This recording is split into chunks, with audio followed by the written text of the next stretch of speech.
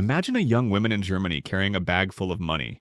Not to buy a castle, but just to buy a loaf of bread. By the time she reaches the counter, the price has already gone up. The money she brought isn't enough anymore. She'll need to come back with more. But by the afternoon, even that won't be enough either. This is not an exaggeration. This is not some dramatic storytelling trick to get your attention. This actually happened. This happened in one of the most advanced, most educated, most industrialized nations on Earth. Germany, the country that produced Goethe and Beethoven. The country with world-class universities and cutting-edge factories. The country that had just a few years earlier been one of the great powers of Europe. And now its money was worthless. But here's what they don't teach you in most history classes. This didn't happen because Germans were stupid. It didn't happen because they didn't understand economics. It didn't happen overnight by accident. This was a slow-motion catastrophe, years in the making. And almost every step along the way, the people in charge thought they were making the right decision. Some of them probably knew exactly what they were doing. And that's what makes this story so terrifying. Because the same forces, the same logic, the same mistakes can happen again, are happening right now in different forms, in different places. So let's go back. Let's trace exactly how one of the world's great currencies turned into expensive toilet paper. And I mean that literally. There are photographs of children playing with stacks of banknotes like building blocks. There are stories of people using money to wallpaper their homes because it was cheaper than actual wallpaper. This isn't mythology, this is history. It starts like most financial disasters with war. The First World War broke out in 1914 and everyone thought it would be quick. A few months, maybe a year. The generals promised their soldiers they'd be home by Christmas. They were wrong. 4 years of grinding, horrific, industrial slaughter. Millions dead. Entire economies restructured around the production of weapons, ammunition, uniforms, food for armies. And all of that cost money. Enormous amounts of money, money that didn't actually exist. Now, here's something crucial you need to understand about how wars are financed. Governments don't just have giant vaults of gold sitting around waiting to be spent on tanks and bullets. They have to raise the money somehow. And there are really only 3 ways to do that. You can tax your citizens more. You can borrow money, either from your own people or from foreign banks. Or you can print more money. Each option has consequences. Taxes make people angry, and during a war, you need morale. You need people believing in the cause. Raising taxes dramatically while asking young men to die for their country is a politically dangerous move. Borrowing works for a while, but eventually you have to pay it back with interest. And if you borrow too much, lenders start getting nervous. They start wondering if you can actually repay. Printing money seems like the easiest option. You literally just create more currency. But printing money without a corresponding increase in actual goods and services means each unit of currency becomes worth less. That's inflation at basic economics. Germany chose a mix of all 3, but they leaned heavily on the third option. They printed money, a lot of money. And they borrowed, they issued war bonds, convincing ordinary Germans to lend their savings to the government with the promise of repayment after victory. The government told people this was patriotic. This was their duty. And people believed it because they trusted their government and because they genuinely believed Germany would win. Here's the thing about those war bonds. The government was essentially making a bet. If Germany won the war, they planned to force the defeated nations to pay reparations. Those reparations would cover the cost of the war and allow Germany to repay its internal debts. It was a gamble, a calculated, deliberate gamble. And they lost. When the armistice came in November 1918, Germany had not been invaded. German soldiers were still standing on foreign soil. The German public had been fed propaganda for 4 years telling them they were winning. And then suddenly it was over. Surrender, the army was coming home. And with them came confusion, disillusionment, and anger. But the financial reality was even worse than the emotional one. Germany had financed the war largely through debt and money printing. The mark, the German currency, had already lost significant value during the war years. In 1914, you could exchange about 4 marks for $1. By the end of 1918, it took about 8 marks to get that same dollar. That's already a 50% decline. But compared to what was coming, that was nothing. That was stability. This is where things get ugly. In June 1919, the Treaty of Versailles was signed. Germany had no choice but to accept it. The terms were devastating. Territory was stripped away. Alsace-Lorraine went back to France. Parts of Germany went to the newly created Poland. The Rhineland was to be demilitarized. The military was reduced to a skeleton force. And then came the reparations clause. Germany was required to accept responsibility for the war and to pay for the damages. The final bill, settled in 1921, was set at 132 billion gold marks. To put that in perspective, the entire German national income at the time was around 35 to 40 billion marks per year. They were being asked to pay roughly 3 to 4 years' worth of the entire nation's economic output as punishment for a war that many Germans felt they hadn't even truly lost. Now, historians debate the fairness of these terms. Some argue they were necessary to rebuild France and Belgium, which had been devastated by years of fighting on their soil. Others argue the terms were designed to cripple Germany permanently, to prevent it from ever rising again as a great power. Regardless of which interpretation you favor, the economic reality was brutal. Germany simply did not have the capacity to pay. But they had to try, or at least appear to try. The reparations were supposed to be paid in gold or in foreign currency, not in marks. This is a critical detail. Germany couldn't just print more marks and hand them to France and Britain. The Allies weren't stupid. They knew printed marks were worth less and less. They wanted real value. Gold not dollars, pounds not goods. And Germany was short on all of those. So what did the German government do? They started printing more marks to buy foreign currency on the international markets. Think about that for a second. They printed money to buy money. But every time they flooded the market with more marks, the value of the mark dropped further. It became a vicious cycle. Print marks, buy foreign currency. Mark drops, need more marks to buy the same amount of foreign currency. Print more marks, mark drops further. Round and round and round. And that's not even the whole story. The German government was also facing massive internal obligations. Those war bonds they had sold to patriotic citizens, those needed to be repaid. The pensions for war widows and disabled veterans, those needed to be paid. The salaries of government workers, those needed to be paid. And the economy was in shambles. Industrial regions in the West were under Allied occupation. Germany had lost access to valuable resources. Unemployment was rising, tax revenue was falling. So they printed more money. On paper, this looked like a solution. If you owe someone 1,000 marks and you print 1,000 marks, you can pay them. Debt erased. But in practice, you're not really paying them anything of value. You're handing them paper that can buy less and less with each passing day. And everyone else in the economy suffers because their savings, their wages, their fixed incomes are all losing value too. By 1922, the situation was spinning out of control. Prices were rising every month, then every week. The exchange rate with the dollar was exploding. In January 1922, you needed about 190 marks to buy $1. By December, it was over 7,500 marks per dollar. That's not inflation, that's currency collapse. But here's the part that really needs to sink in. This wasn't happening in a vacuum. Real people were living through this every day. Imagine you worked your whole life, you saved carefully. You put money in the bank for your retirement. And then, over the course of months, that money became worthless. Everything you had worked for, gone. Not because of your decisions, not because of bad investments, because of decisions made in government offices and central bank boardrooms. The middle class was devastated. These were professionals, doctors, teachers, lawyers, small business owners, people who had played by the rules, people who had saved instead of spending. They were wiped out. Meanwhile, some people were making fortunes. If you had access to foreign currency, you could buy up German assets for almost nothing. Real estate, factories, businesses. The wealthy and the well-connected, especially those with international ties, could navigate the chaos. For them, this was an opportunity. But for ordinary Germans, it was a nightmare. There are stories from this period that are almost unbelievable. Workers would get paid twice a day because by the afternoon, their morning wages would already be worth significantly less. They would rush out during their lunch breaks to spend the money before it lost more value. Farmers refused to sell their produce for marks. They demanded goods in exchange, barter economies emerged. People traded furniture for food, jewelry for medicine. The entire monetary system was breaking down. And still the government kept printing. In January 1923, the situation took another catastrophic turn. France, frustrated that Germany was falling behind on reparation payments, decided to take matters into its own hands. French and Belgian troops occupied the Ruhr, Germany's industrial heartland. The Ruhr was the center of German coal and steel production. It was the engine of the economy. And now it was under foreign military control. The German government responded with a policy of passive resistance. Workers in the Ruhr were encouraged to strike, to refuse to cooperate with the occupiers. This was a matter of national pride. But it also meant the economy ground to a halt in the most important industrial region. No coal was being mined, no steel was being produced, exports collapsed, and the workers on strike still needed to eat, still needed to be paid. So the government printed money to pay them. This is the moment the hyperinflation became truly apocalyptic. Between January and November 1923, the German economy experienced the most extreme currency collapse in modern history. In January, the exchange rate was around 17,000 marks to the dollar. By July, it was over 350,000. By November, when the madness finally peaked, $1 was worth over 4 trillion marks. Prices were doubling every few days, then every few hours.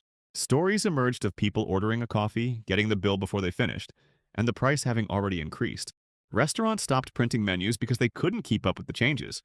The German central bank, the Reichsbank, was running printing presses 24 hours a day.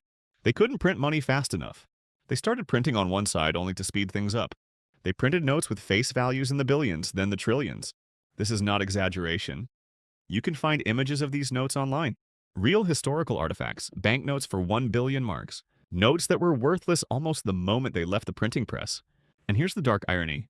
In destroying the value of the mark, the government did technically eliminate most of its internal debt. Those war bonds that millions of Germans had bought, the government repaid them in marks that were worth nothing. Widows who had loaned their savings to fund the war effort got back paper that couldn't buy a meal. The debt was erased, but so was the social contract. So was trust in the government. So was any faith in the financial system. If you're finding this story gripping, and I hope you are because it matters, take a second to hit that subscribe button. These deep dives take time to research and put together, and your support makes it possible to keep uncovering these hidden histories. All right, let's keep going. By late 1923, Germany was on the brink of total social collapse. There were attempted coups, there were separatist movements, there were communist uprisings the center could not hold. Something had to change. In November 1923, the government introduced a new currency, the Rentenmark.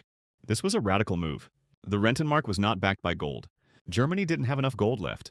Instead, it was backed by a mortgage on German land and industrial assets. It was a psychological trick as much as an economic one. The government was telling the population, this currency has real value. Trust it, and remarkably it worked. Not immediately, not perfectly. But the introduction of the Rentenmark, combined with a new central bank president named Hjalmar Schacht, who enforced strict monetary discipline, began to stabilize the situation. The government stopped printing money recklessly. They balanced the budget, they introduced new taxes. The Rentenmark held its value. Within months, the hyperinflation was over. Prices stabilized, the economy began to recover. By 1924, a more permanent currency, the Reichsmark, was introduced, this time with actual gold backing. Germany re-entered the international financial system. The Dawes Plan restructured the reparation payments to more manageable levels. American loans began flowing into Germany, financing reconstruction and industrial expansion. For a few years, things seemed to be getting better. The mid-1920s are sometimes called the Golden Twenties in Germany. Culture flourished. Berlin became a center of art and nightlife. It looked like the worst was over. But here's what the recovery obscured. The trauma remained. The psychological scars of the hyperinflation were deep. An entire generation had learned that money could become worthless overnight, that savings were not safe, that the system could fail catastrophically, that trust once broken is not easily restored. And more practically, the stabilization had been built on borrowed money. American loans were financing German prosperity. When the Great Depression hit in 1929 and American banks called in their loans, Germany was plunged into another crisis. Unemployment skyrocketed, banks failed. The fragile stability of the late 20s shattered. We don't need to go into what happened next in detail. You know the broad strokes. Economic desperation created political desperation. Extremist parties gained support. The center-left and center-right parties fragmented. The institutions that might have held things together proved too weak. And within a decade, Europe was at war again. But here's what I want you to take from this. The hyperinflation of 1923 was not a natural disaster. It was a man-made catastrophe. A series of decisions, each one seeming rational in the moment, adding up to complete monetary destruction. The decision to finance the war with debt and printed money. The decision to accept reparation terms that could never realistically be met. The decision to print marks to buy foreign currency. The decision to support the Ruhr resistance with more printed money. Each decision had its logic. Each decision made things worse, and the consequences were not just economic. They were social, they were political, they were psychological. When people lose faith in money, they lose faith in the systems that underpin society. When savings become worthless, the social contract phrase. When the middle class is wiped out, political stability becomes a luxury. Think about what money actually is for a moment. It's not gold or silver in most cases anymore. It's not backed by anything physical. It's a shared agreement, a collective belief. We all agree that these pieces of paper or these numbers in a computer have value. We accept them in exchange for our labor, for goods, for services. The entire system runs on trust. When a government prints too much money, they're not just creating inflation, they're breaking that trust. They're telling the population, even if indirectly, that the promise of value is a lie.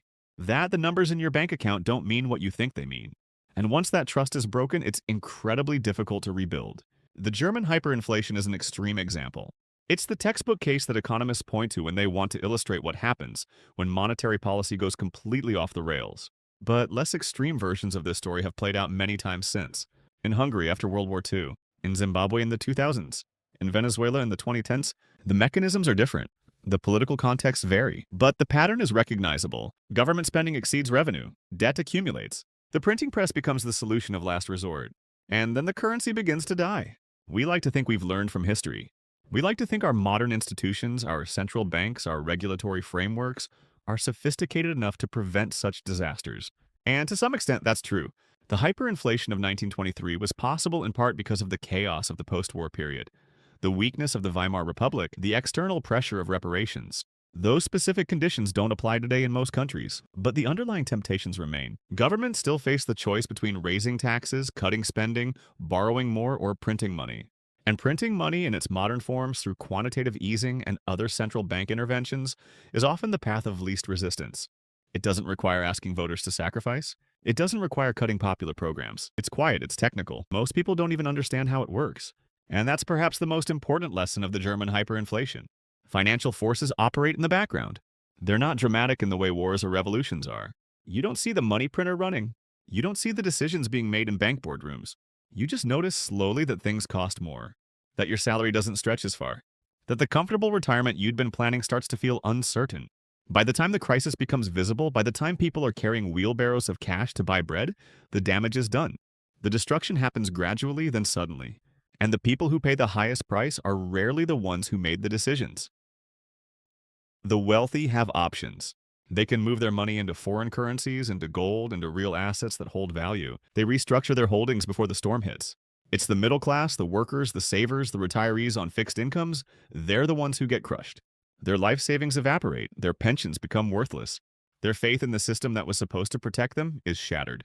In Germany in 1923, there were stories of elderly couples, people who had worked their entire lives, saved diligently, done everything right, finding themselves destitute, unable to afford food, unable to pay rent, watching decades of prudent living become meaningless in a matter of months. That's not just an economic story, that's a human tragedy. And it happened not because of war or famine or natural disaster. It happened because of policy decisions, because of printing presses, because someone, somewhere decided that the easy solution was worth the risk. When we study history, we often focus on the big events, the treaties, the battles, the leaders, but behind all of that, quietly, relentlessly, there are financial forces at work. Money flows like water, finding the paths of least resistance, shaping events in ways that aren't always visible. Wars are won and lost not just on battlefields, but in treasuries. Empires rise and fall based on their ability to manage debt, to maintain confidence in their currency, to fund their ambitions without destroying their economies. The story of Germany's hyperinflation is a story about the power of money and the fragility of the systems we build around it. It's a reminder that currencies are human inventions, and like all human inventions, they can fail. They can be mismanaged, they can be destroyed. And here's the thing that haunts me about this history. Almost everyone at the time thought they were making reasonable decisions. The generals who thought the war would be quick, the politicians who sold war bonds, the central bankers who kept the printing presses running. They had reasons, they had justifications. They were responding to pressures and constraints that seemed overwhelming. And yet, step by step, they walked their country into catastrophe. That's the real lesson. It's not that there were villains who set out to destroy the German economy. It's that systems can fail even when, or especially when, everyone is trying their best within broken frameworks. The incentives were misaligned, the information was incomplete. The short-term pressures always seemed more urgent than the long-term risks, until suddenly the long-term arrived and it was too late. Today we live in a world of enormous debt. Government debt, corporate debt, personal debt. We live in a world where central banks have extraordinary power to create money, to manipulate interest rates, to intervene in markets. Most of the time this works. Most of the time the system holds together. But the German hyperinflation stands as a warning, a reminder of what can happen when the system breaks, when trust evaporates, when the numbers stop meaning anything. We tell ourselves it couldn't happen here. It couldn't happen now, we're too sophisticated. We've learned too much, and maybe that's true. Maybe the safeguards are strong enough. Maybe the institutions are robust enough. Or maybe we're just telling ourselves a story because the alternative is too frightening to contemplate. A woman walked into a bakery with a wheelbarrow full of money. She couldn't afford bread. That happened. In the heart of Europe.